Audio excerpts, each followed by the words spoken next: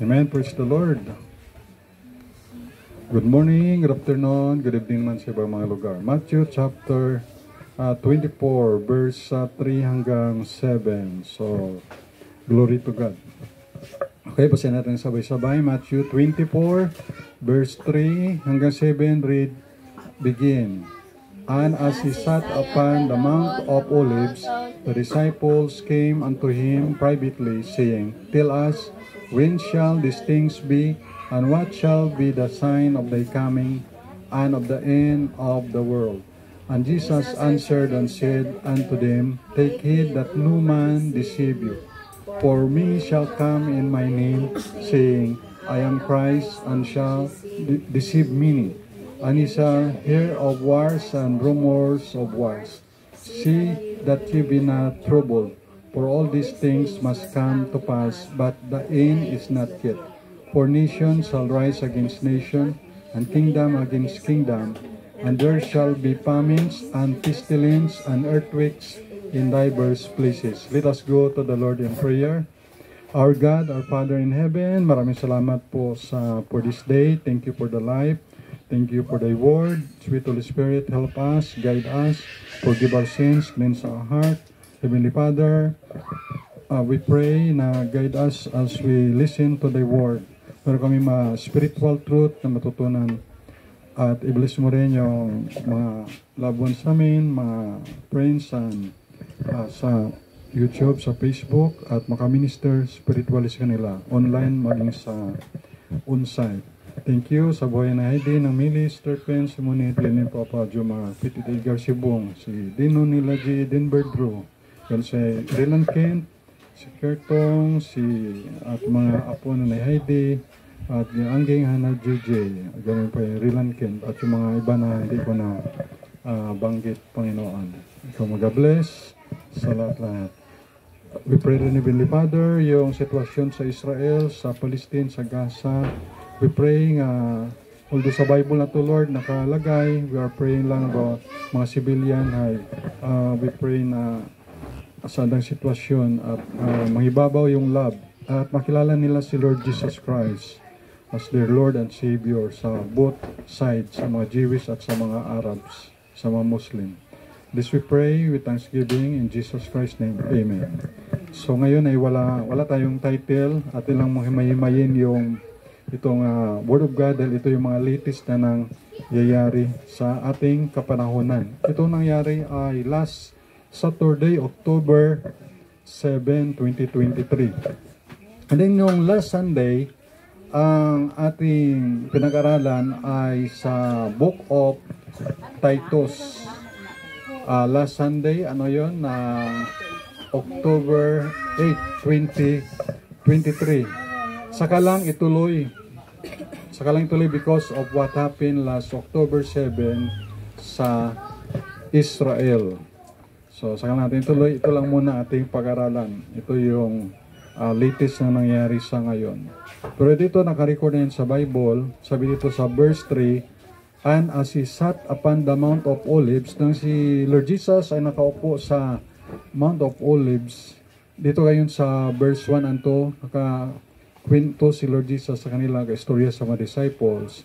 The disciples came unto him privately, saying, Tell us, sabi ng mga disciples, Tell us, sabihin mo sa amin, when shall these things be, and what shall be the sign of thy coming, and of the end of the world? Sign of thy coming, ano yung sign, palatandaan ng yung pagdating, Panginoon? At ano ang sign ng katapusan ng sanlibutan? As I monitor the news sa YouTube, sa live kahapon, more than 1,300 killed Israelites. 1,300 na Israelites na yung napatay. At gumanti ang taga-Israel sa mga Hamas sa Palestine. Mga 1,000 rin yung namatay na mga terrorist at civilian at kasama rin yung ilang terorista na Hamas. Pero it's sad na mga civilian ang nadadamay. Children, elderly, women, babies dies because the dispute, yung labanan, over the land dispute and belief, the religion, itong Jews kasi mga Jewish, mga Judaism, ito naman Palestinian ay Islam or Muslim sila, yung taga-Palestine. For in fact, majority ng Jewish people don't believe the Jewish Messiah, Yeshua, si Jesus, as the Messiah, the Son of God. Only few Jews believe Jesus. Kunti lang naman ang niwala kay Jesus bilang Son of God. Kasama na doon yung mga disciples. Kung hindi nga ako magkamali, ay 2% lang. Of course, yung 12 disciples na yun, ay they believe. No? Pumalit na yun sa kay Judas Iscariot ay si Paul, na disciple. Kaya 12 disciples. Of course, yung si Mary at yung si Mary Magdalene, si Martha, si Lazarus, they believe. Even the Pharisees, yung mga pari na mga Pariseyo, hindi yun pari na Roman Katolika, wala pa namang Roman Catholic that time. Mga Pariseyo yun na mga pari, yung iba rin ay nag-believe kay Jesus. Pero sikreto lang, hindi nila sinasabi. Kaya kung sabihin nila ng mga Pariseyo na yun, mga priest, mga sacerdote na they believe Jesus Christ, sila ay ititiwalag sa synagogue, sa templo. Kaya secret disciple sila. Kahit si Joseph of Arimathea, si Jesus, yung hiningi niya yung bangkay, I think kung saan hiningi niya, kay Pilato o kay King Herod, para ilibing ni Joseph of Arimathea. Mayaman yun. Secret disciple yan rin yun ni Lord Jesus. Even si Nicodemus, yung teacher of the law na nakipagkita kay Lord Jesus ng gabi, believers rin ni Jesus, kaya secret lang na disciple. Kaya nga gabi siya pumunta kay Jesus Christ. Amen, intindihan nyo? Kasi baka makita siya ng mga kapwa niya Pariseyo at siyempre alam niya makita siya, ma-persecute siya or matanggal siya sa synagogue. Itiwalag ba siya ng mga Pariseyo rin o anong grupo man ni Nicodemus. Kaya also the Muslim don't believe Jesus Christ as the Son of God. They only believe Jesus or Isa sa kanilang dialect as a prophet. But we believe as a Baptist Christian believers of Jesus Christ that Jesus Christ is God, because God the Father also believed Jesus is God in Hebrews chapter 1 verse 8. But unto the Son he saith, Thy throne, O God, is forever and ever. A scepter of righteousness is the scepter of thy kingdom, of the kingdom. Ngunit tungkol sa anak ay sinasabi, ang iyong luklukan, O Diyos, sinabi sa anak kay Jesus Christ, sabi ng Ama, ay magpakailanman, at ang sitro ng katuwiran ay siyang sitro ng iyong kaharian. What you believe about Jesus as God, pag sa territory ka ng Jewish or Muslim country, sigurado i-persecute ka. Kapag sinabi mo yun o i-preach mo yun, ipahayag mo sa public. Meron akong nakita nag-preach siya about kay Jesus na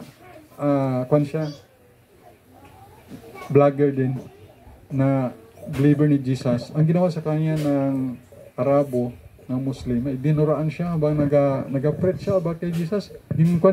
Tuplaan siya. Yan. At meron namang babae na siya ay Muslim na babae. Tapos na-convert siya sa Christianity. Tapos nagaturo siya about kay Jesus, about sa Bible. May lalaki na lumapit sa kanya at sinampal siya at dumugo ang kanyang muka. Sampal niya. Yan. Nasa Bible na yan. Sinabi na yan ni Jesus sa John 15 verse 18. John 15:18, If the world hate you, you know that it hated me before it hated you. Okay? So pag may mga tao na magagalit sa iyo because sa iyong faith kay Jesus, they will hate you, di na tayo manibago. Bakit? Dahil sinabi niya ni Jesus sa John 15:18, if the world hate you, ibig sabihin people in the world hate you, you know that it hated me before. Nagalit na yan sila sa akin. Before it hated you. O, kita mo? Even the religious leader, Pariseo, Sadduceo, hate sila na mayroon silang puot, may hatred sila kay Jesus Christ, di ba? Dahil na-claim ni Jesus siya yung Son of God. At pag na-claim mo na Son of God, ikaw na ay kapantay ng God the Father.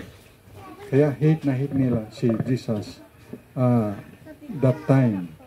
Kaya nga, sa Matthew 24, verse 9, then shall they deliver you up to be afflicted and shall kill you, and ye shall be hated of all nations for my name's sake.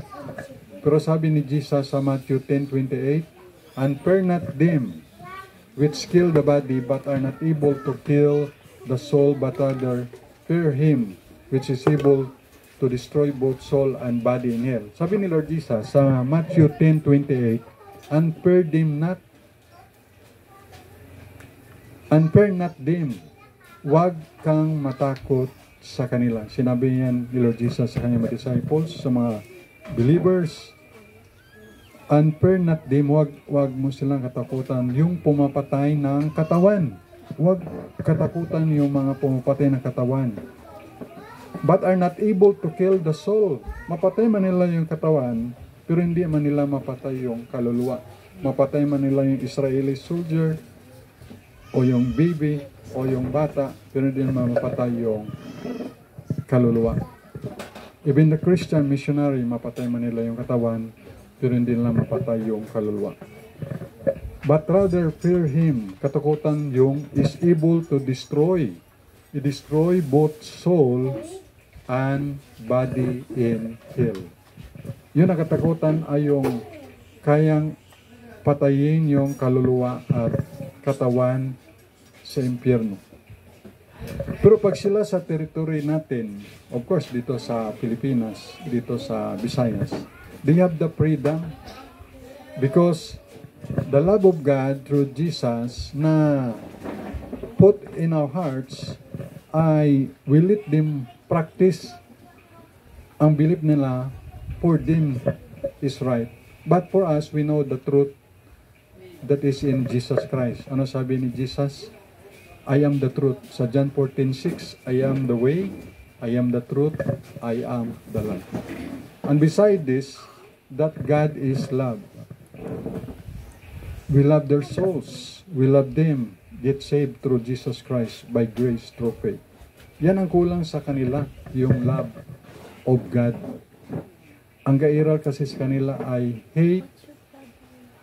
At ang gairal kasi sa Hamas, ang plano nila ay ubusin yung mga Jewish people.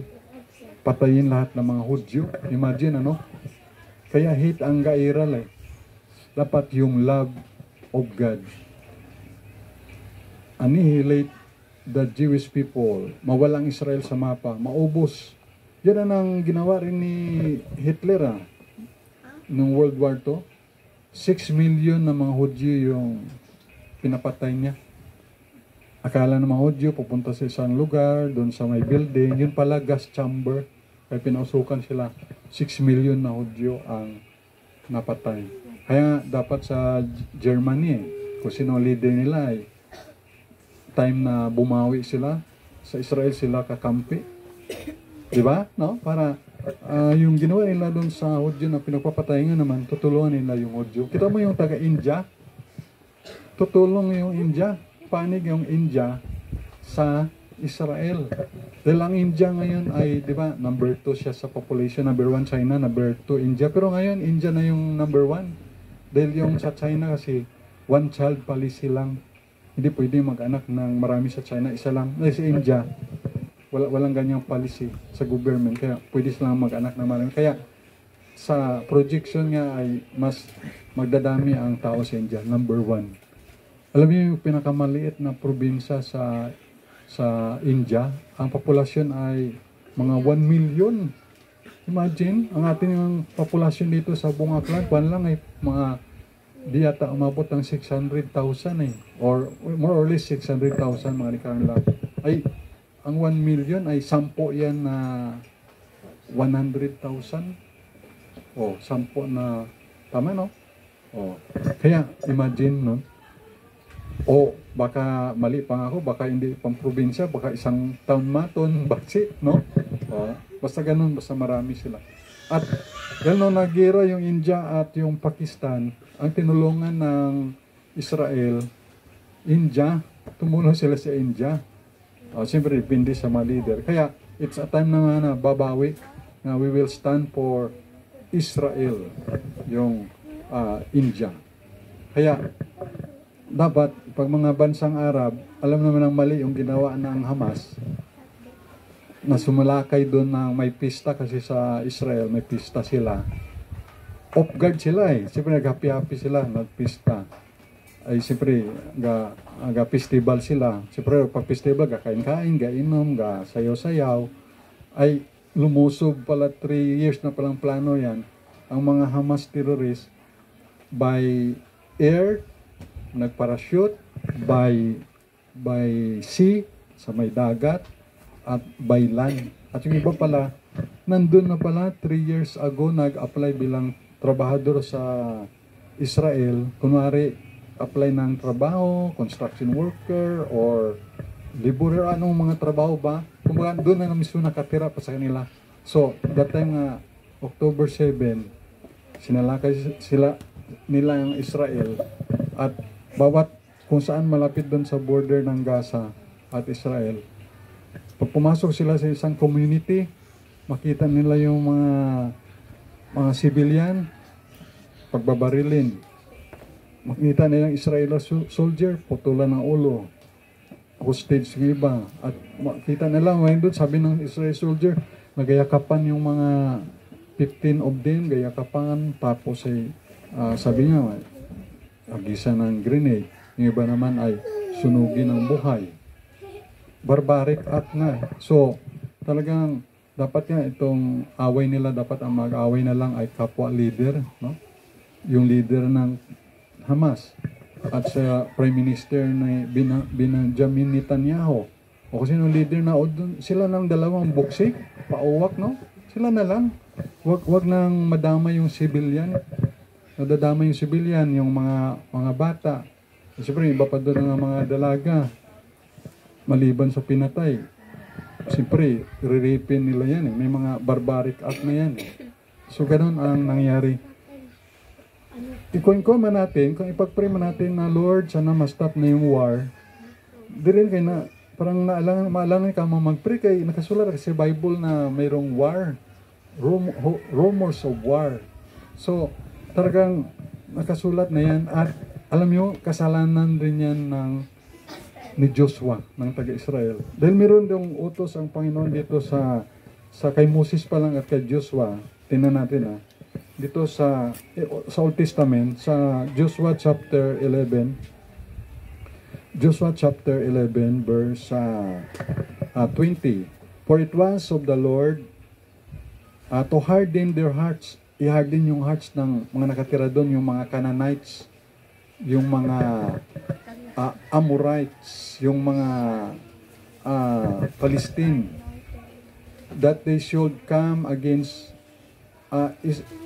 Israel to battle, that he might destroy them utterly, and that they might have no favor. Sa ibang version yun ay no mercy, but that he might destroy them as the Lord commanded Moses.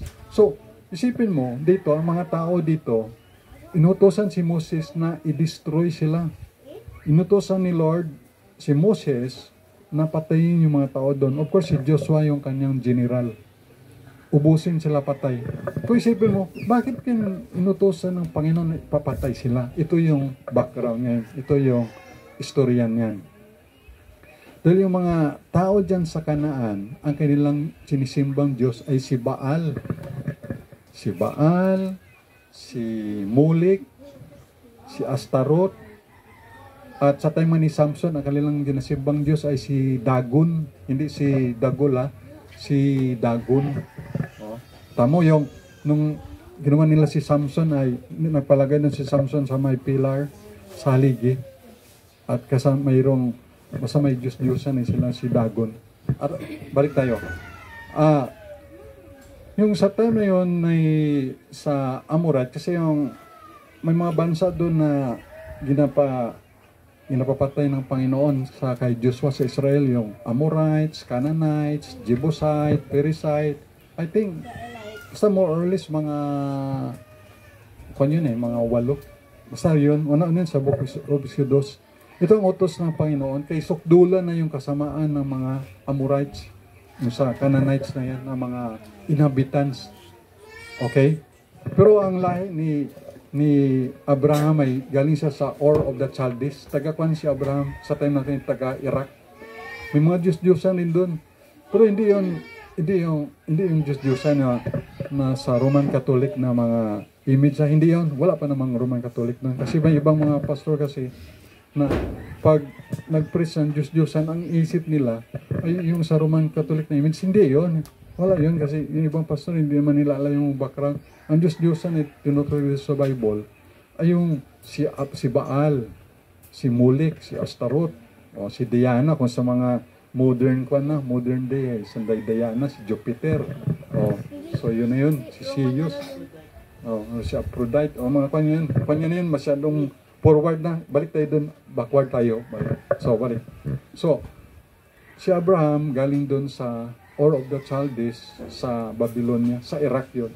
Kaya nga, pinalis siya ng Panginoon, pinili siya ng Panginoon para iwanan yung mga disdiyos ng kanyang mga parents na ibang mga disdiyos yun, na hindi si Jehovah o si Yahweh o si Lord Jesus o si El Shaddai, hindi, o si Adonai, iba yun. Mga idols yun sa mga Pilipinas, sa Pilipino pa, although hindi naman Pilipinas dati ito, mga anito. Matingnan mo sa Google kung ano isurat anito, ay ibang maintok ng mga matsa titiris, ng mga itom nga matsa mga pana. Oo. O basta royun.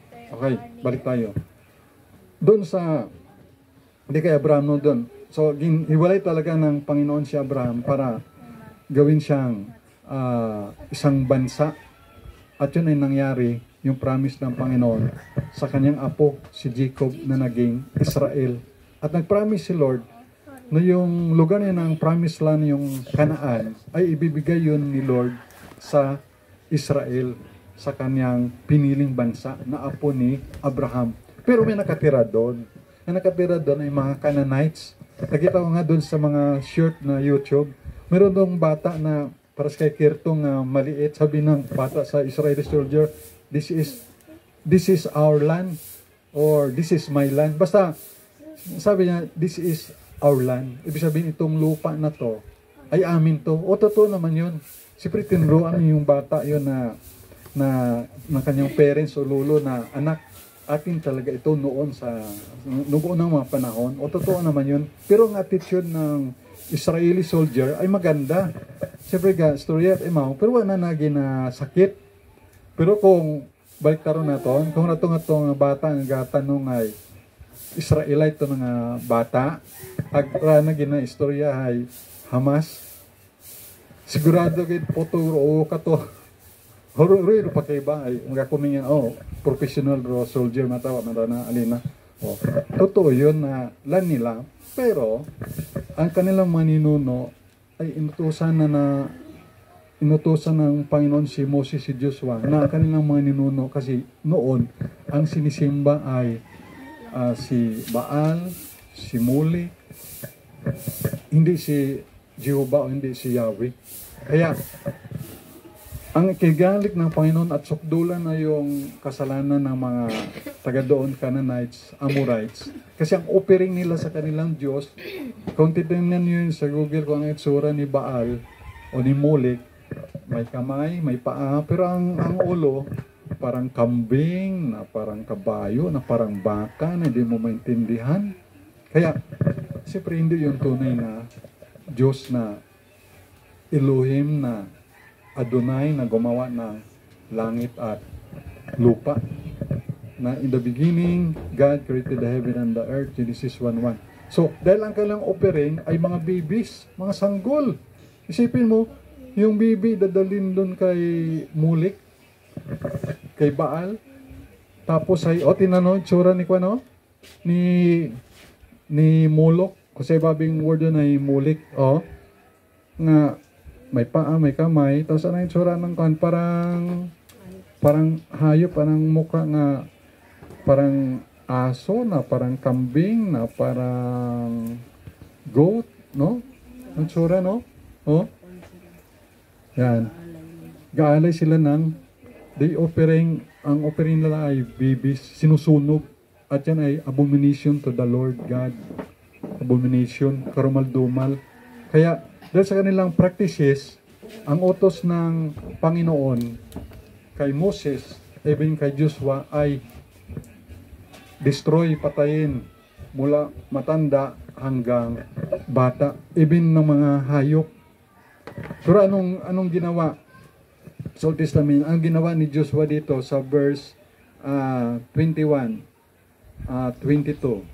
21, and at that time came Joshua and cut off the Anakims, yung mga higanting Anakims from the mountain, from Hebron, from Debir, from Anna, and from all the mountains of Judah, and from all the mountains of Israel. Joshua destroyed them utterly with their cities. Destroy ni Joshua yung kanilang sila at yung kanilang mga syudad. Siyempre, pag-destroy sa syudad noon, ginasunog. Oo, magkatot mga rocket pa yun, at mga granada. Kato kundi, ginadestroy, ginasunog. Mostly burn. And then sa verse 22, there was none of the Anakims. Yung Anakims, mga higanti yan, mga giant, left in the land of the children of Israel. Walang natira. Ibig sabihin, inubos tayo ni Diyos sa patayin yung mga higanti. Only, sa sunod, only in Gaza. Kita mo, Gaza, sa Bible. Abagay ngayon, isalakay ngayon ng Israel ang Gaza ngayon, ng mga foot soldier at mga tangke de guerra. Only in Gaza, in Gat, and in Asdod, there remain. So may natira, may naiwan. So yung naiwan na yon, na way back long years ago, siyempre hindi pinatay nila Joshua ng mga soldier, ay siyempre nag-asawa yon, dumami, nag-abo, nag-inabo. So yun ngayon yung dahilan.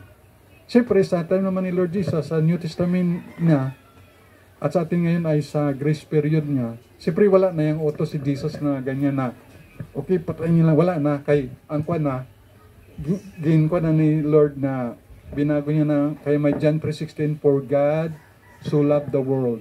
God loves the world, means the people in the world.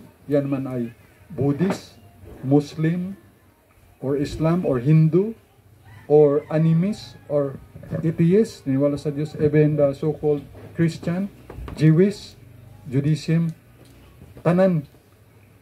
For God so loved the world. Ibig sabihin, the people in the world.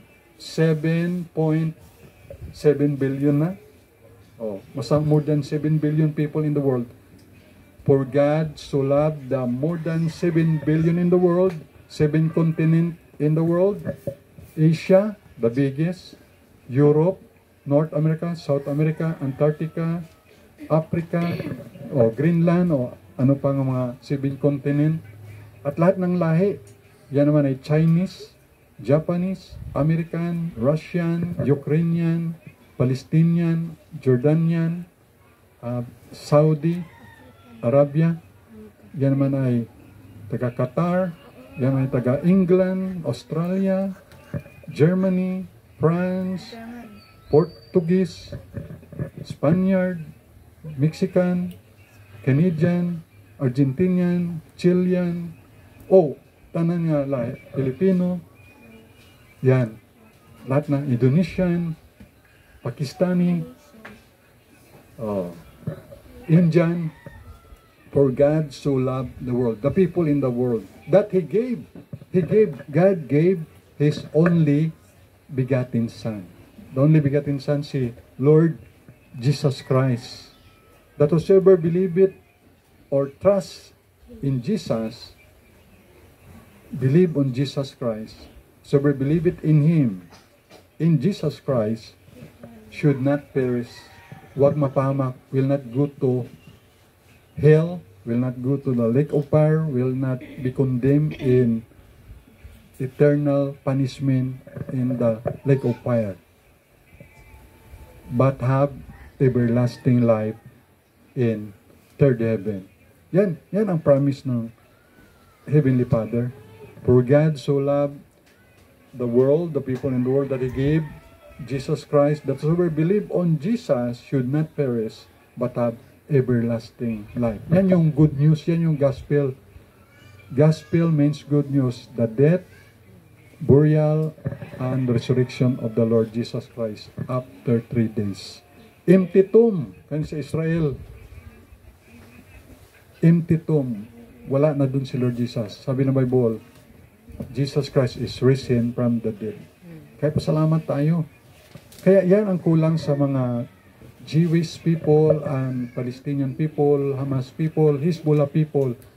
They need Jesus Christ to be Lord and Savior. Para pag mayroong love, sabi nga ng Bible, sabi ni Jesus, if you love one another, they will know that ye are my disciples. So, love ang kulang sa heart ng bawat isa. Kaya dito sabi nga ay, remain in Gaza, Gat, and Asdod. So Joshua took the whole land according to all that the Lord said unto Moses, and Joshua gave it for an inheritance unto Israel according to their division by their tribes, and the land rested from war. Kaya nga, hindi man sinakop ni Joshua, hindi man pinatay ni Joshua yung lahat na nakatira sa Gaza, sa Asdod, at dito sa lugar nito ng Gat. Yan ang consequence sa kanila. At another, ang consequence ay yung kay Abraham. Dahil sinabi ni Sarah, doon ka na lang kay Hagar ng taga-Egypt, anakan mo na lang siya para sa kanila, kay Sarah at kay Abraham.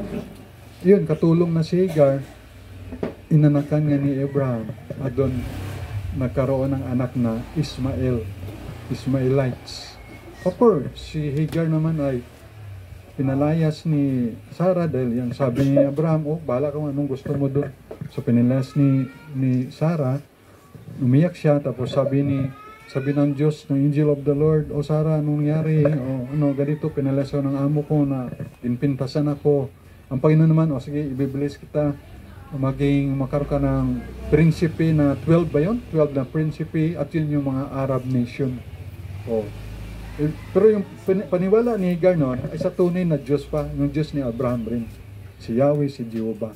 Galing, sa paglipas ng panahon, after 600, from sa time ni Lord Jesus, lumitaw na lang yung kay Muhammad sa 600 AD na. At ibang panampalataya naman yun, kinopya nga yung iba dito sa Word of God sa Old Testament ng Bible, kinopya at dinagdagan lang niya. At inaklaim niya siya rin yung propeta. Pero sa mga sulat nila doon, anong gagawin niyo sa people of the book? Yung people of book ay yung mga Israel, mga Christian, pursue them and kill them. Ngayon, iba ang kanila. Iba ang turo. Sumakiba. So, iba ang Diyos nila. Kasi ang Diyos natin is God of love. Sa kanila, hatred. So, it's another God. Hindi the same God. Kaya, God is love. Kaya, tanda natin, even the Jewish people, konti lang yung naniwala kay Jesus. Kaya even yung Bible doon, bawal din doon sa Israel. At mismo sinabi yun, nakita ko, yung professor, na naging believers na Jewish, si Ethan Barr. Ethan Barr, sabi niya, alam niyo bakit nagagalit yung mga Jewish people, mga taga-Israel sa Christian? Kasi ang thinking nila pag Christian ay Roman Catholic lang. Ang Christian kasi hindi lang Roman Catholic, ang dami pa yan, may Protestant, may Presbyterian, may Methodist, may Baptist, may GIL, may CCF, may Victory, may Day by Day. Dami nga grupo, mayroon pang tatawag ng mga para-Christian. Ito naman yung Christian daw sila, pero hindi naman niwala na Diyos si Jesus Christ. Para-Christian tawag doon. No? Alam natin yun.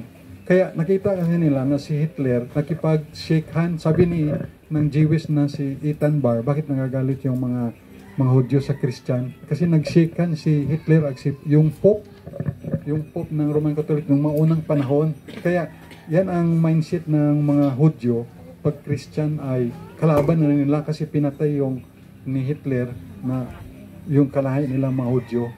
Kaya yan ang thinking. Kaya pag pumunta ka sa Israel, hindi mo lang sabing Christian ka, kaya ang isip nila, ito yung grupo ni Hitler. Hindi nila alam na ang Christian ay ang dami palang grupo.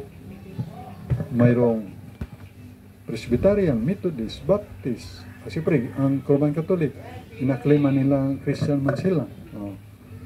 at yung mga iba pang born again, full gospel. So yun ang at least may idea kayo, at Jewish mismo yun ang nagsabi na yun pala ang dahilan. Pero pag sinabi mong Pilipino ka, gusto nila yun. Kasi ang mga Pilipino, nung World War II, refugee yung mga Israelites. May presidente ng Pilipinas, si Manuel Quezon o Manuel Rojas, na yung mga refugee ay tinanggap dito. Kaya, welcome. Meron nga doon estatwa si Jose Rizal sa Israel. At tapos, nung nagpabuto-buto para maging bansa ang Israel, nagkaroon ng patas, tay. Halimbawa, 100 yung no na maging bansa ang Israel, maging state. Halimbawa, 100 yung yes. So, deciding vote from the Philippines. At nagboto yung Philippines, tiebreaker, yes. Nag-yes yung Philippines for Israel na maging state, maging bansa. So, siyempre, kasalamat sila sa Philippines. Kaya, ganoon na lang ang kaya nga ang Philippines dapat sa Israel rin papanig kay. May pangako ang Diyos sa Bible. Sabi doon sa Genesis, ang sinumang mag-bless sa iyo, kay Abraham, sa lahi ni Abraham, Isaac, kay Jacob, ay ibibless ng Panginoon. Ang sinumang magpuot sa iyo, ay kapuputan rin.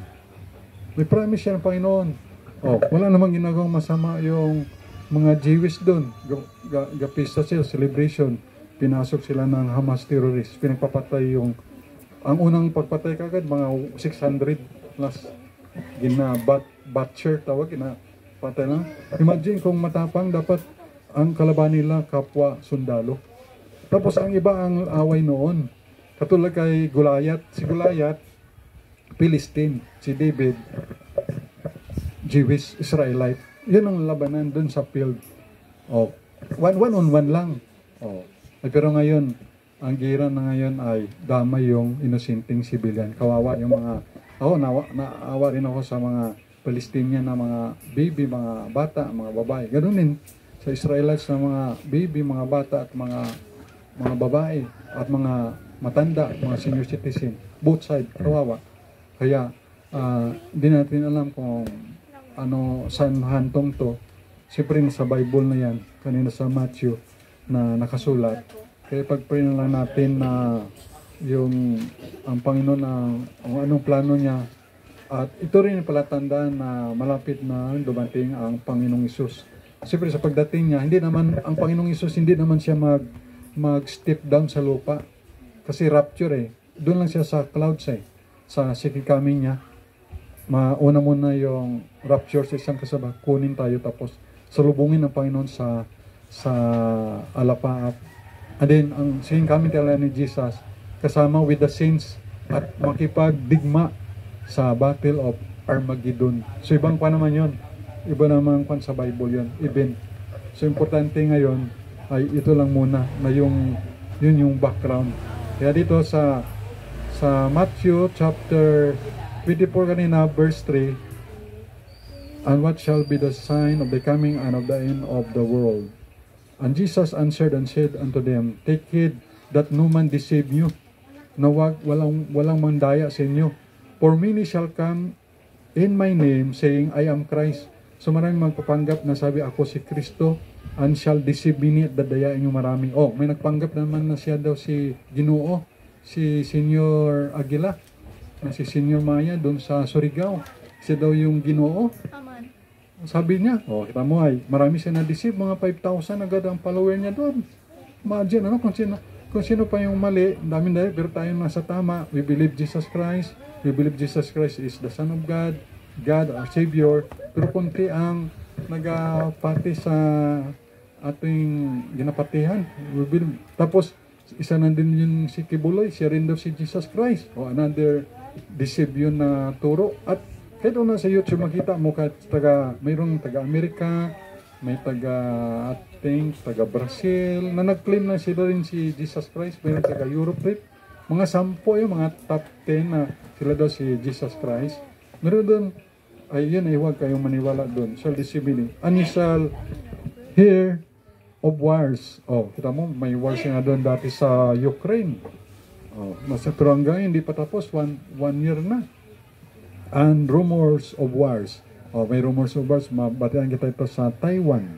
Ngayon naman ay rumors of wars, hindi lang rumors, war na talaga sa Israel, sa Palestine, sa Gaza, and then pati man may raman Lebanon, Hezbollah. So nag-aantay na lang doon yung US, gaabang-abang lang. O, sabi dito, ye see that ye be not troubled, pero huwag kayong matrubol, for all these things must come to pass. Lahat ng mga bagay na ito ay lilipas, but the end is not yet. Pero yung katapusan, hindi pa. Verse 7, for nation shall rise against nation. Kingdom against kingdom, and there shall be famines, tagutom, and pestilence, and earthquakes. Naka-earthquake nung sa Batangas. 5.0 sa Batangas na naglindol. Kahit sa Japan, lindol, Indonesia, in diverse places. So, pero hindi ba yung katapusan? Nakasulat na yun. So, sa sunod naman yung iba, dahil naka 41 minutes na rin man ako. Okay? So, tayo mag-pray. Meron kayong natutunan ngayon sa Word of God, sa Bible. Nakita natin mismo dito. Yung nakatabo ay nakasulat na pala dito. So, salamat tayo sa Panginoon. Let's pray. Our God, our Father in heaven, salamat po sa inyong salita. We pray, Panginoon, na yung mga tao doon sa lugar ng Israel, sa Palestine, sa Gaza, sa West Bank, o lahat ng border sa Middle East, Panginoon, tension doon, Panginoon. We pray na especially yung mga elderly people, mga children, mga babies, mga women, mga innocent civilian, Panginoon, na mga Jewish at Arab, Panginoon, we pray for their safety and protection, and also we pray for their salvation, that they might hear the gospel and hear the Savior, magkaroon sila ng chance, maka-hear ng gospel, and they will repent of their sins and believe Jesus Christ as their Lord and Savior. We pray for their salvation of their souls. Even, Panginoon, justice sa mga nangyari, sa pagpaunagid Hamas terrorist, Panginoon, sa kanilang ginawa na pag-atake ng mga inosente, Panginoon, ay they will suffer consequence, Panginoon. At ngayon ay tulungan yung mga Israeli soldier, masugpo ang kanilang mga masamang hangarin, Panginoon, nagasik ng lagyan. At we pray, Heavenly Father, na your will be done on earth as it is in heaven. At we believe the good will triumph over evil. And we believe, Panginoon, that Israel will win the battle, because it is written already in the Bible that anyone will bless Israel, the people of God, I will bless also. And those that curse Israel will be cursed also. So we pray, listen, learn for the Arab nation, that they will become friendly to Israel, their brother also. Their forefather is Abraham. So we pray the love maghari. Even the Jewish and the Arab, they will accept Jesus Christ as God, not only Messiah, not only Savior, but God. Because God the Father believed Jesus Christ is God in Hebrews chapter 1 verse 8. Thank you, Father, for thy word. And we also pray, Heavenly Father, the overseas Filipino worker, please take care of them, and even the other national that will be safe in the neighboring country, and they will be going back home. We praise the situation in your hands, in your will, O God. The gospel be preached all over the world, that Jesus Christ only saves, and the love will abound. Thank you so much, and we pray the best for all the humanity. Thank you, Heavenly Father, for loving us. We love you. Provide everyone the needs, spiritual, material, financial, healing, and wisdom and guidance um, gladness in the heart, joy in our heart in serving you, O God. Thank you so much, Heavenly Father, sa iyo lahat ng glory. This we pray in the sweetest name of our Lord and Savior Jesus Christ. Thank you, sweet Holy Spirit. Thank you for loving us. We love you. Bless the food also we're going to eat physically. In Jesus Christ's name. And bless also our offering giving. In Jesus' name. Amen.